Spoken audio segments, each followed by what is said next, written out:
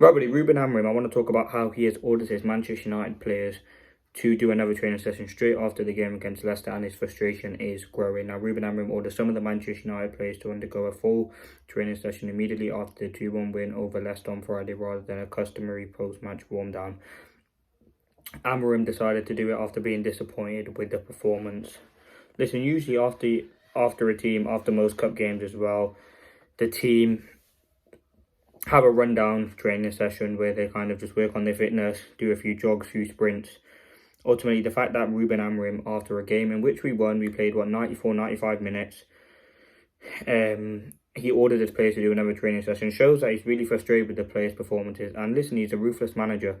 They were setting up a training session late after the game for a training session. This is a huge message to the players. We've seen what he's done with these sorts of players if they're not good enough. Anthony's gone, Rashford's gone, Malassia's gone. Like some of the players have been frozen out. If you're not good enough, ultimately you will face the consequences. And yesterday, Manchester United were nowhere near good enough to the basic quality against Leicester City, and ultimately it shows. Listen, United haven't got, after this game against Leicester, it's 9 days to our next game. But the fact that Ruben Amorim gave him another training session is kind of eye-opening. Now, obviously, United have reportedly been given the week off, so potentially he just wanted to run through some things. But it still is very damning to see that Ruben Amorim has got his players after a game which we won. Normally, other managers wouldn't really care. They would go home, celebrate the win, and then focus on training on the next day that they have it. With Ruben Amorim, he's obviously, and his coaches have been very frustrated. You could see him throughout the game on the touchline. He was fuming with the performance. Just a lack of intensity, lack of quality. I've seen some clips online about him kind of shouting at Diego Dalot to do his job correctly. He was obviously very frustrated with the performance, and you can understand because United were nowhere near good enough. And I think you look at Ruben Amorim, he's a manager, who wants to get the best out of these players, and the players are not living up to the standards. He's obviously become very frustrated. A couple of weeks ago, was it after the Brighton game? He labelled Manchester United as one of the worst teams in the history, and that is a really damning statement from your manager. It does show, as I said, he's becoming very frustrated with the performances. And I think you look at Ruben Amorim from a point of, you have to sympathise with him.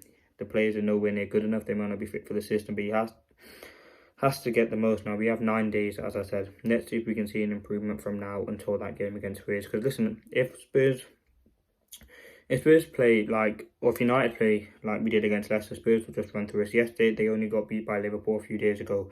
They have got players who can score. They've got Son, Kulusevski, players who can cause problems for Manchester United. And I think the performance is a thing Amorim must be furious about, because we faced a relegation side in Leicester City, and they had the ball for most parts of the game, and where United didn't.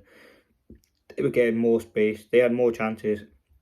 It was only really until that 65th minute where we really started getting to it. Ahmad was starting to have an impact. We were creating chances. Garnacho's substitution was starting to come into the game.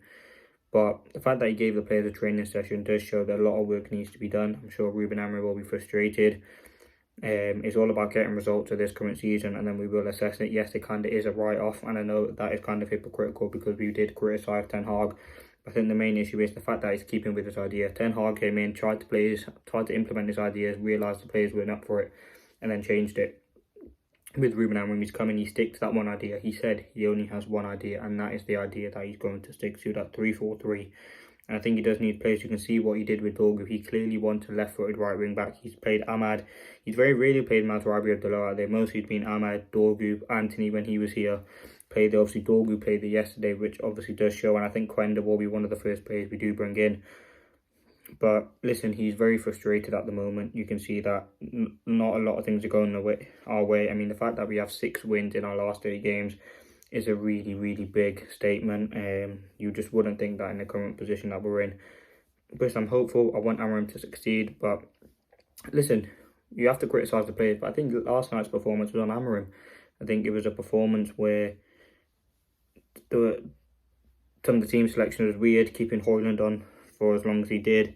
Keeping Ugarte in for as long as he did. Ahmad, we know how much we love Ahmad, but he didn't have a good performance to take him off the pitch.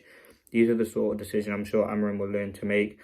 I mean, he doesn't have much help. I mean, look at the options he has. He has Højlund, Zirkzee, Ahmad, Garnacho as his front 4 options. Mainly was ghosting last night.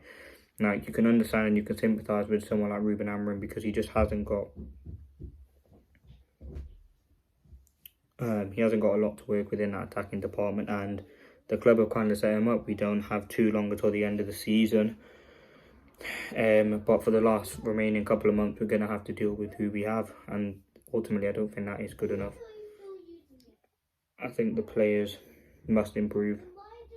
We have more time, but yeah, let's see what happens. Listen, I wanted to talk about him. Amorim is very frustrated at the moment, and yeah, the players are gonna have to react. We have big games left. The FA Cup is a huge opportunity for United to win a trophy this season. There are also top teams left in it. City go through against Leighton Orient earlier on today.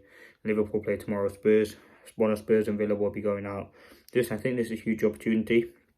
In terms of Europa League, that's another opportunity as well. We just want to get a trophy on the board, just playing the system as well. As I said, Ten Hag won trophy, but he wasn't playing the way that he wants to play, and that's ultimately something you want to see Amorim do. As I said, the performance yesterday was frustrating.